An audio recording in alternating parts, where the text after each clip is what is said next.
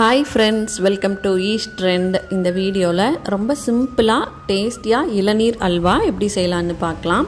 First இளநீல உள்ள தண்ணியை தனியா ஒரு பவுல்ல மாத்தியாச்சு. நல்ல தேங்காய் உள்ள இளநியா வாங்கிக்கோங்க.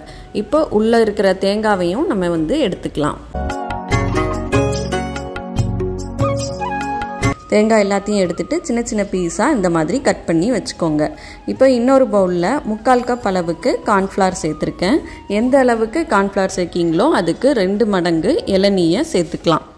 1 கப் கார்ன்ஃப்ளவர் சேர்த்தீங்கன்னா 2 கப் அளவுக்கு இளநீ சேர்த்துட்டு இந்த மாதிரி கட்டி இல்லாம நல்லா மிக்ஸ் பண்ணி எடுத்துக்கலாம்.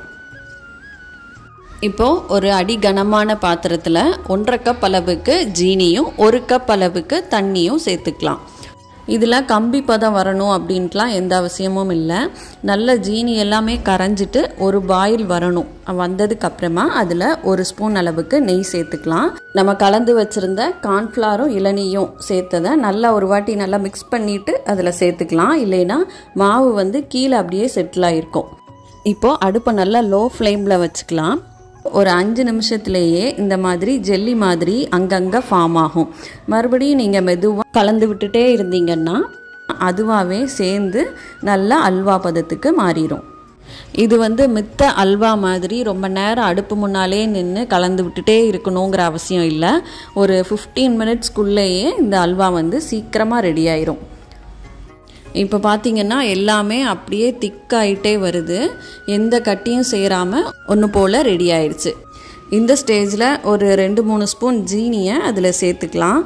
எதுக்காக அப்படின்னா அந்த ஜீனி மெல்ட் ஆகி மேலே நல்ல ஒரு டெக்ஸ்சர் கொடுக்கும். இப்போ ஜீனி எல்லாம் மெல்ட் ஆகி நல்லா ஒன்று சேர்ந்துருச்சு.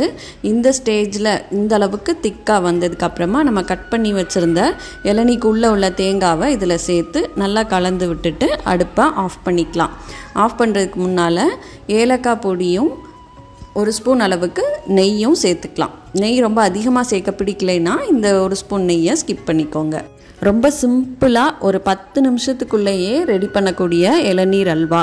கண்டிப்பாக இதை நீங்கள் ட்ரை பண்ணி பாருங்கள். எப்படி இருந்தது அப்படிங்கிற உங்கள் ஃபீட்பேக்கை எனக்கு கமெண்ட் செக்ஷனில் சொல்லுங்கள். இந்த வீடியோ உங்களுக்கு பிடிச்சிருந்தது அப்படின்னா கண்டிப்பாக நம்ம சேனலுக்கு சப்ஸ்கிரைப் பண்ணுங்கள். தேங்க்யூ.